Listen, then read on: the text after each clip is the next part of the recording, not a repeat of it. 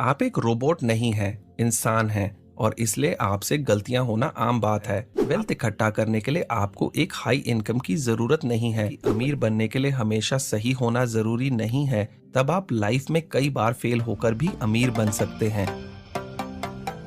Hello brain book army, स्वागत है आप सभी का ब्रेन बुक चैनल में, जहां पर आप देख सकते हैं कंप्लीट बुक समरीज। आज मैं आपके लिए award winning author Morgan Housel की book the psychology of money की कंप्लीट बुक समरी लेकर आया हूं। मॉर्गन हाउसल के द्वारा अमीर बनना या फाइनेंशियल फ्रीडम हासिल करने का आपके स्मार्ट होने या आपके हार्ड वर्क से बहुत ही कम लेना देना है। बजाय इसके आपका अमीर बनना इस बात पर ज्यादा डिपेंड करता है कि पैसे को लेकर आप कैसे बिहेव करते हैं। अगर आप फाइनेंशियल एजुकेशन में जीनियस हैं और फाइनेंस के फील्ड में आपकी नॉलेज जबरदस्त है, लेकिन अगर आपके पास बिहेवियर स्किल्स नहीं है तो ये आपके लिए एक फाइनेंशियल डिजास्टर साबित हो सकता है। फाइनेंशियल सक्सेस कोई हार्ड साइंस नहीं है, बल्कि ये एक सॉफ्ट स्किल है और इस सॉफ्ट स्किल को ही द साइकोलॉजी ऑफ मनी कहते हैं। दोस्तों, इससे पहले कि आप इस वीडियो में बताई जा रही अनमोल जानकारी में खो जाएं, मैं आपको बताना चाहूंगा कि आपके अपने चैनल ब्रेन बुक पर मैं आपके लिए लाइफ चेंजिंग और इंस्पायरिंग बुक्स की कंप्लीट बुक समरीज लेकर आता हूं। हमारे चैनल पर कुछ ही वीडियोस पर कंप्लीट बुक समरीज की बजाय सभी videos chapter by chapter summaries के मिलेंगे, ताकि इस बुक में बताई गई कोई भी इम्पोर्टेंट बात मिस ना हो पाए। इसी कारण से कुछ वीडियोस 2 या 3 पार्ट्स में या थोड़े लंबे होते हैं। तो अगर आपने अभी तक ब्रेन बुक को सब्सक्राइब नहीं किया है तो अभी सब्सक्राइब करें और बेल बटन भी दबा दें, ताकि आप देख सकें इन वीडियोस को सबसे पहले।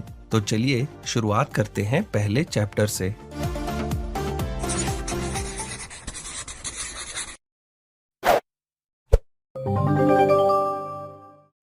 Chapter 1, no once crazy. हम में से हर कोई लाइफ के एक छोटे से पार्ट को ही एक्सपीरियंस कर पाता है। इस एक्सपीरियंस के बेसिस पर ही हम ये सोचते हैं कि हमें पता है कि ये दुनिया किस तरह से काम करती है। लेकिन असल बात तो ये है कि हम अपनी लाइफ में जो भी एक्सपीरियंस करते हैं वो हमारे सरकमस्टांसेस, हमारी कंडीशनिंग और दूसरे कई फैक्टर्स पर डिपेंड करता है। एग्जाम्पल के तौर पर, जो इंसान गरीबी में बड़ा हुआ है, रिस्क और रिवॉर्ड को लेकर उसकी सोच उस इंसान से बिल्कुल अलग होगी जो अमीरी में बड़ा हुआ है। सन 2006 में national bureau of economic research ने पिछले 50 साल के डेटा को लेकर ये देखने के लिए एक स्टडी किया कि लोग किस बेसिस पर रिस्क लेते हैं। उन्होंने पाया कि किसी भी इंसान के रिस्क लेने की क्षमता उसकी पर्सनल हिस्ट्री पर डिपेंड करती है, ना कि उसके एजुकेशन या इंटेलिजेंस पर। हर इंसान का फाइनेंशियल डिसीजन बिल्कुल अलग होता है, जो पूरी तरह से उसके सरकमस्टांसेस और एक्सपीरियंस पर डिपेंड करता है। लोग पैसे को लेकर कोई भी डिसीजन उस वक्त अपने पास मौजूद इंफॉर्मेशन के बेसिस पर ही लेते हैं। Chapter 2, luck and risk. Luck और रिस्क एक ही सिक्के के दो पहलू हैं। हमारी सक्सेस में लक का एक बहुत बड़ा रोल होता है और ये हमारी लाइफ को काफी हद तक इफेक्ट भी करता है। एग्जाम्पल के तौर पर, सन 1968 में अमेरिका का एक लेक साइड स्कूल दुनिया के उन गिने चुने स्कूलों में से एक था जहां $3000 का एक कंप्यूटर था। उस साल दुनिया भर में तकरीबन 33 करोड़ बच्चे हाई स्कूल में पढ़ रहे थे, जिनमें से सिर्फ 300 बच्चे ही लेक साइड स्कूल में पढ़ रहे थे। बिल गेट्स उन्हीं में से एक थे। बिल गेट्स कहते हैं कि अगर वो लेक साइड स्कूल नहीं गए होते तो शायद आज माइक्रोसॉफ्ट भी नहीं होता। बिल गेट्स के साथ ही लेक साइड स्कूल में केंट इवांस नाम का एक लड़का था, जो कि बिल गेट्स का बहुत अच्छा दोस्त था और बिल गेट्स की तरह ही बहुत ही अच्छा कंप्यूटर स्टूडेंट भी था, जो कि माइक्रोसॉफ्ट जैसी या उससे बड़ी कंपनी बना सकता था। लेकिन दुर्भाग्यवश माउंटेनरिंग के दौरान एक एक्सीडेंट में उसकी मौत हो गई। ये एक बैड लक का एग्जाम्पल है, क्योंकि हाई स्कूल में पढ़ रहे किसी बच्चे का माउंटेनरिंग के दौरान मारे जाने की पॉसिबिलिटी करोड़ों में से एक थी। इसी तरह आपका कोई इन्वेस्टमेंट फेल हो जाता है तो हो सकता है कि उसके पीछे का रीजन आप नहीं बल्कि आपका लक हो। Chapter 3, never enough. कर्ट वॉनगट और जोसेफ हेलर दोनों ही अमेरिकन राइटर थे। एक बार वो दोनों किसी बिलियनियर पार्टी में गए। वहां कर्ट ने जोसेफ से कहा कि इस पार्टी का जो होस्ट है वो एक फंड मैनेजर है और वो एक दिन में इतने पैसे कमाता है जितना जोसेफ अपनी वर्ल्ड फेमस नॉवल से भी आज तक नहीं कमा पाए हैं। ये सुनकर जोसेफ ने कहा कि हाँ, ये सही है, लेकिन मेरे पास कुछ ऐसा है जो उसके पास कभी नहीं होगा। वो है एनफ, यानी बहुत। इंसानी दिमाग की एक प्रवृत्ति है कि ये हमेशा ज्यादा की तलाश में रहता है, चाहे हमारे पास जितना भी हो, लेकिन हम हमेशा दूसरों को देखकर खुद को कंपेयर करते हैं और हमेशा ऐसी चीजें चाहते हैं जो दूसरों के पास है। एनफ का मतलब यहाँ ये नहीं है कि आप बहुत कम में खुश हो जाएं और अपनी लाइफ मुश्किलों में बिताएं, बल्कि यहाँ एनफ का मतलब ये है कि आपको ये क्लैरिटी होनी चाहिए कि कितना पैसा आपके लिए एनफ होगा, बजाय इसके कि आप सिर्फ पैसे के पीछे भागते रहें। कुछ ऐसी चीजें हैं जैसे कि reputation, freedom, family, friend, love, happiness वगैरह, जिन्हें ताक पर रखकर सिर्फ पैसे कमाने के पीछे भागते रहना मूर्खता है। Chapter 4, confounding compounding. आसान भाषा में कंपाउंडिंग का मतलब समझना चाहें तो हम ये कह सकते हैं कि कोई भी इन्वेस्टमेंट करने पर आपकी जो कमाई होती है उसे भी फिर से इन्वेस्ट करना कंपाउंडिंग कहलाता है। इसमें आपको प्रिंसिपल के साथ उसके इंटरेस्ट पर भी इंटरेस्ट मिलता है। जब ये बुक लिखी गई थी तब वॉरेन बफे की टोटल नेटवर्थ $84.5 बिलियन थी, जिसमें से $81.5 बिलियन उनके 65वें बर्थडे के बाद आए थे। बफे ने 10 साल की उम्र से ही इन्वेस्टिंग करना शुरू कर दिया था। क्या होता अगर बफे 30 साल की उम्र में इन्वेस्टिंग करना शुरू करते, तो क्या उन्हें सेम रिटर्न मिलता? अगर वे 10 की जगह 30 साल की उम्र में इन्वेस्टिंग करना शुरू करते तो इनकी टोटल नेटवर्थ $84.5 बिलियन की जगह सिर्फ $11.9 मिलियन होती। कंपाउंडिंग के लिए टाइम की जरूरत होती है। बफेट इसलिए सक्सेसफुल नहीं थे कि वो बहुत अच्छे इन्वेस्टर हैं, बल्कि वो इसलिए सक्सेसफुल हैं क्योंकि वो बहुत लंबे टाइम के लिए एक बहुत अच्छे इन्वेस्टर बने रहे। Chapter 5, getting wealthy versus staying wealthy. अमीर बने रहने के लिए थोड़ा सा पागलपन और किफायती होना जरूरी है। जेसी लिवरमोर अमेरिका के एक ट्रेडर थे। 1929 के आए ग्रेट डिप्रेशन के समय जब पूरी दुनिया के इन्वेस्टर्स के पैसे डूब रहे थे, तब ऐसे कठिन समय में लिवरमोर ने $3 बिलियन से भी ज्यादा पैसे कमाए।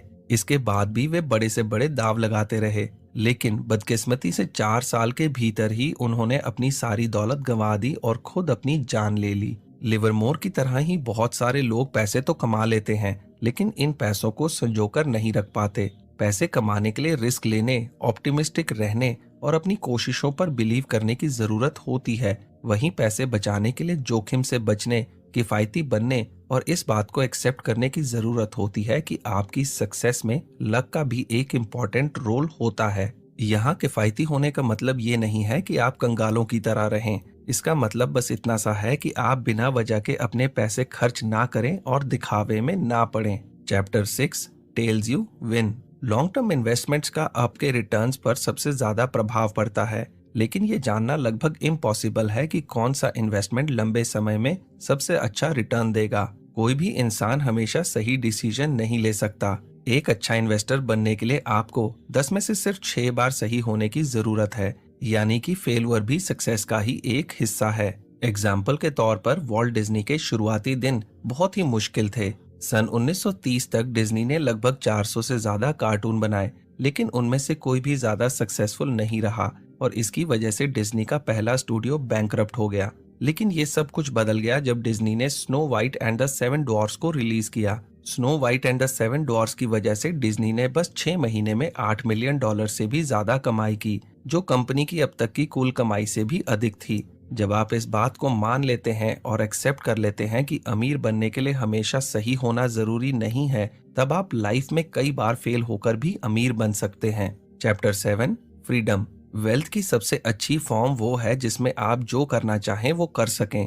Angus Campbell university of Michigan में एक साइकोलॉजिस्ट थे। उन्होंने ये जानने के लिए एक रिसर्च किया कि वो कौन सी चीज है जो लोगों को असली खुशी देती है। उन्होंने अपने रिसर्च में पाया कि यूं तो हर कोई अलग अलग चीजें चाहता है, लेकिन एक चीज थी जो ज्यादातर लोगों में कॉमन थी। वो है अपनी लाइफ के ऊपर आपका पूरा कंट्रोल। खुश रहने के लिए अपनी लाइफ के ऊपर खुद का कंट्रोल होना अच्छी सैलरी, बड़ा घर और एक प्रेस्टिजियस जॉब से भी ज्यादा इम्पोर्टेंट है। जब आप कोई ऐसा काम करते हैं जो आप नहीं करना चाहते, तो जाहिर सी बात है कि आप उस काम से नफरत करते हैं। लेकिन जब आप अपना मनपसंद काम भी एक ऐसे शेड्यूल या एनवायरनमेंट में करते हैं जिस पर आपका कंट्रोल हो, तब भी आप उस काम से नफरत करने लगेंगे। अमेरिकन सोशियोलॉजिस्ट कार्ल पेल्मर ने हजारों अमेरिकी बुजुर्गों का इंटरव्यू लिया और उनसे पूछा कि अपनी पूरी जिंदगी में उन्होंने कौन से सबसे अच्छे इंपॉर्टेंट लेसन सीखे। उनमें से लगभग सभी ने हार्डवर्क करने या ज्यादा पैसे कमाने की बात पर ज्यादा जोर नहीं दिया,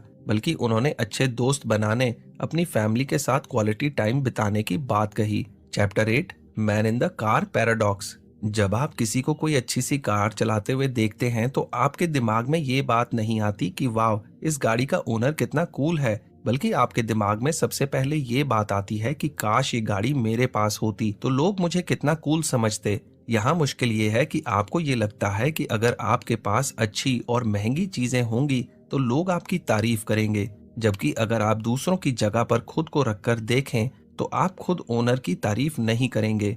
हम इंसानों की ऐसी सोच होती है कि अगर हम अमीर होंगे तो लोग हमारी तारीफ करेंगे और हमें ज्यादा पसंद करेंगे, लेकिन दूसरे लोग आपकी अमीरी के बेसिस पर आपको पसंद नहीं करते, बल्कि वो आपकी अमीरी को एक बेंचमार्क बनाकर खुद ये सोचते हैं कि अगर वो भी आपके जैसे अमीर होते तो लोग उनकी भी तारीफ करते और उन्हें ज्यादा पसंद करते।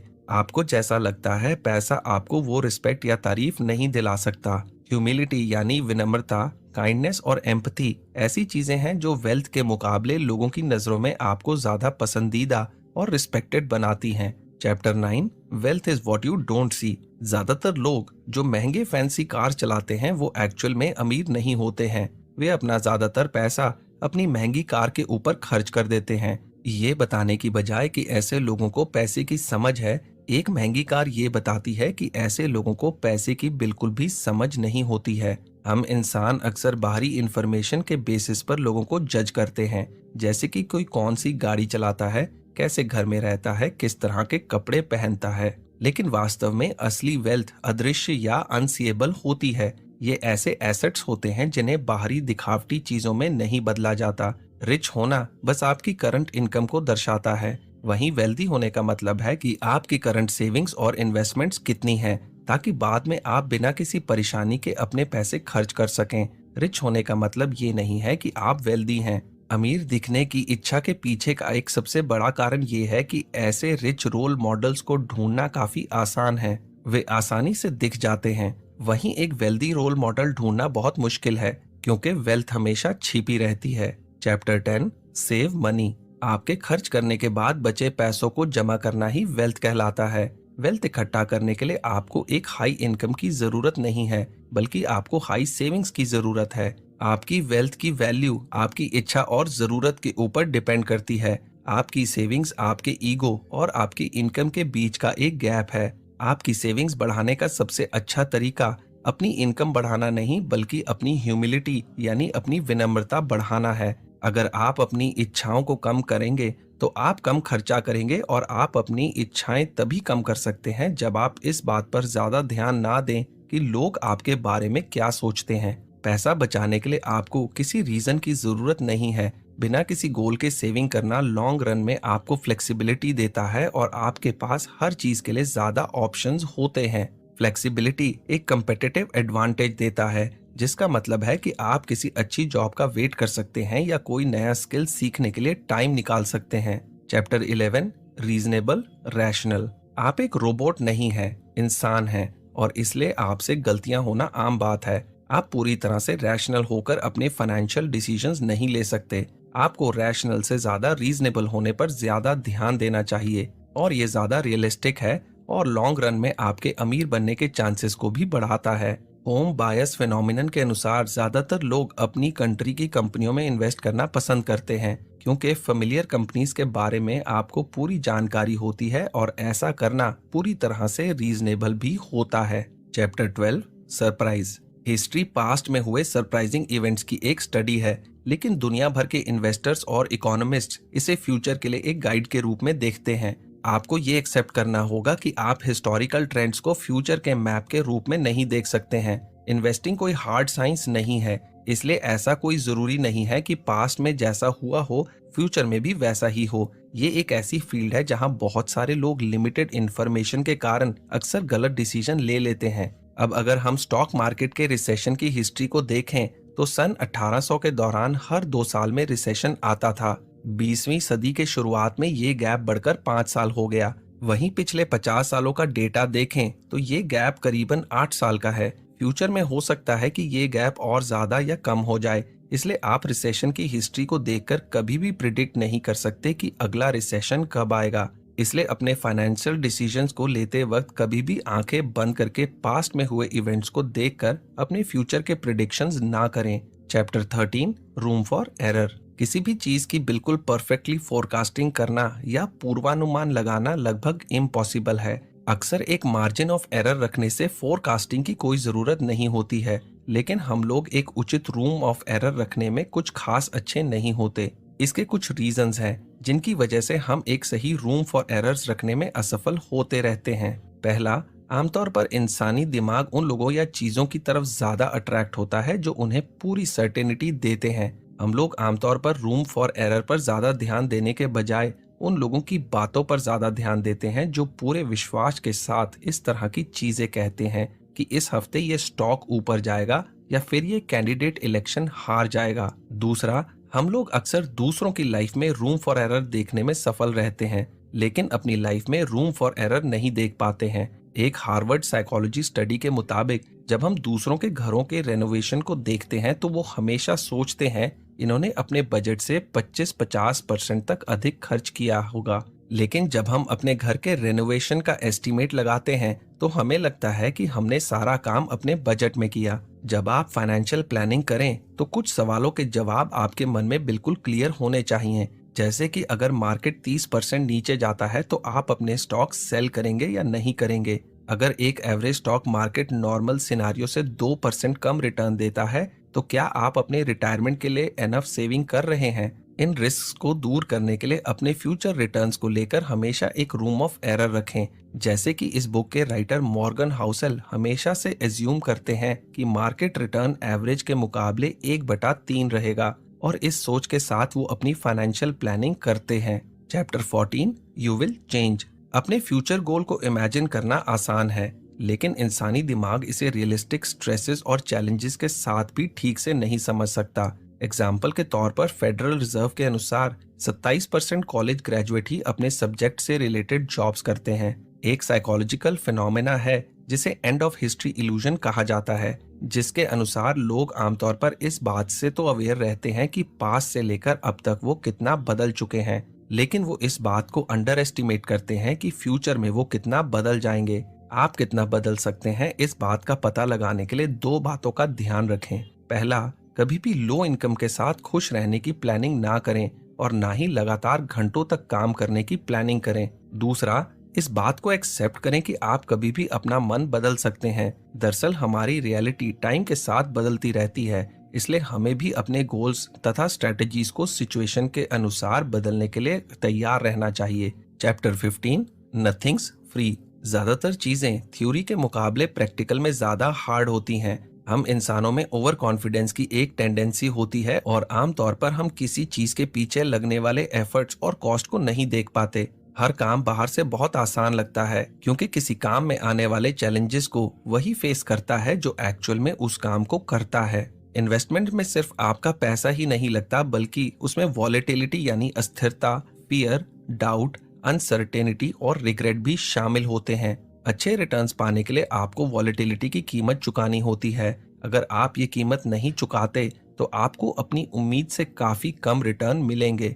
इन्वेस्टमेंट में कई सारे साइकोलॉजिकल फीस होते हैं। इन्हें आप एक फी की तरह देखें, ना कि फाइन की तरह। फाइन्स आमतौर पर अननेसेसरी और अनजस्टिफाइबल यानी अनुचित हो सकते हैं, लेकिन फीस हमेशा नेसेसरी और जस्टिफाइबल यानी उचित होती है। वॉलेटिलिटी, अनसर्टेनिटी और फियर एक तरह से लॉन्ग टर्म इन्वेस्टमेंट की एडमिशन फीस हैं। Chapter 16, you and me. हम लोग आमतौर पर काफी सारे डिसीजंस दूसरों को देकर लेते हैं, जिनमें फाइनेंशियल डिसीजंस भी शामिल हैं, लेकिन ध्यान देने वाली बात यह है कि हर कोई अपना अलग अलग गेम खेलता है। इसलिए कभी भी अपने से अलग गेम खेल रहे किसी व्यक्ति को खुद से कंपेयर ना करें। हर इन्वेस्टर का गोल और इन्वेस्टिंग पीरियड अलग होता है। जैसे कि आप गूगल के शेयर के लिए कितने पैसे देंगे, ये इस बात पर डिपेंड करता है कि आप कितने टाइम के लिए इन्वेस्ट करना चाहते हैं। जैसे कि अगर आप डे ट्रेडिंग करते हैं तो आप इसे ऐसी कीमत पर खरीदना चाहेंगे जिससे आप उसी दिन मुनाफा कमा सकें।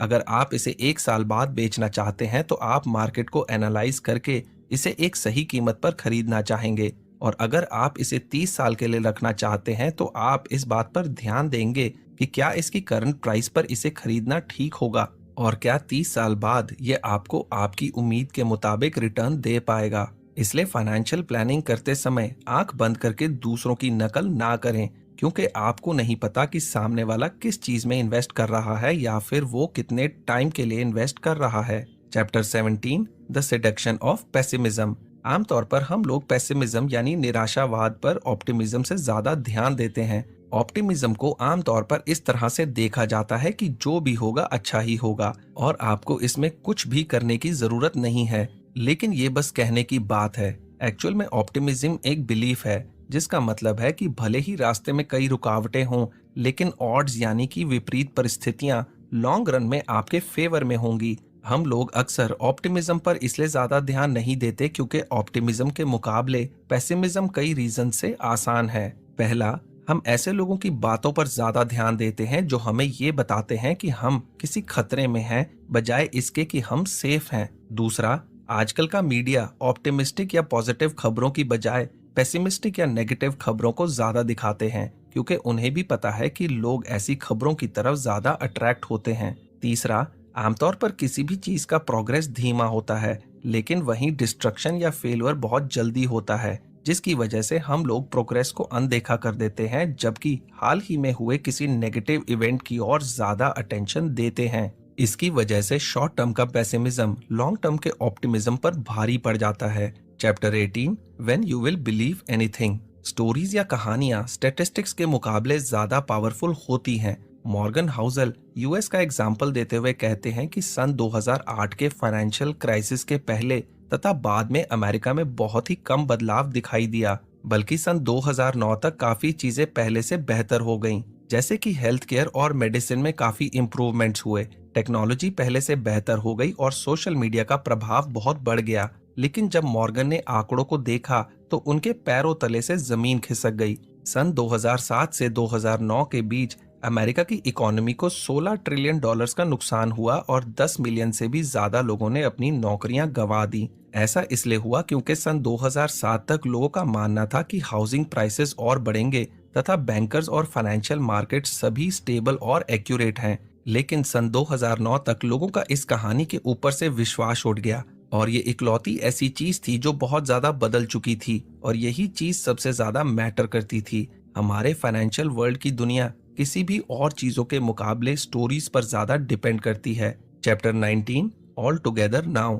ये चैप्टर एक तरह से पूरे बुक की समरी है और इसमें कुछ एक्शनेबल आइडियाज के बारे में बताया गया है ताकि हम एक अच्छी फाइनेंशियल डिसीजन ले सकें। पहला, जब लाइफ में आपके साथ अच्छी चीजें हो रही हों तब ह्यूमिलिटी को फॉलो करें और जब चीजें गलत हो रही हो तो फॉरगिवनेस और कंपैशन को फॉलो करें। दूसरा, कम ईगो का मतलब है ज्यादा वेल्थ। सेविंग करना एक तरह से आपकी इनकम और ईगो के बीच का एक गैप है। तीसरा, अपने पैसों को इस तरह से मैनेज करें कि आप रात को बिना किसी फिक्र के आराम से सो सकें। चौथा, अगर आप एक अच्छे इन्वेस्टर बनना चाहते हैं तो अपने इन्वेस्टमेंट के टाइम को बढ़ाइए, क्योंकि टाइम ही इन्वेस्टमेंट की सबसे बड़ी ताकत है। पांचवा, गलतियां करने से ना घबराएं, क्योंकि आप आधे टाइम गलतियां करके भी वेल्थ इकट्ठी कर सकते हैं। छठा, सेव करने के लिए आपको किसी स्पेसिफिक रीजन की जरूरत नहीं है, इसलिए सेविंग जरूर करें क्योंकि ये आपको फ्यूचर फ्लेक्सिबिलिटी और फ्रीडम देता है। सातवां, अपने पैसों का इस्तेमाल अपने टाइम पर कंट्रोल करने के लिए करें, क्योंकि अपने टाइम का पूरा कंट्रोल होना एक खुशहाल जीवन के लिए बहुत जरूरी है। आठवां, दूसरों के दिखावे में ना पड़ें, बल्कि एक वेल्दी इंसान बनने पर ध्यान लगाएं। नौवां, फाइनेंशियल प्लानिंग करते समय आंख बंद करके दूसरों की नकल ना करें, क्योंकि आपको नहीं पता कि सामने वाला किस चीज में क्यों इन्वेस्ट कर रहा है या फिर वो कितने टाइम के लिए इन्वेस्ट कर रहा है। तो दोस्तों, इसी के साथ द साइकोलॉजी ऑफ मनी पर बना ये वीडियो समाप्त होता है। मैं जल्द ही आपके लिए एक लाइफ चेंजिंग वीडियो लेकर आऊंगा। तो चलिए मिलते हैं अगले वीडियो में। आपका समय शुभ हो।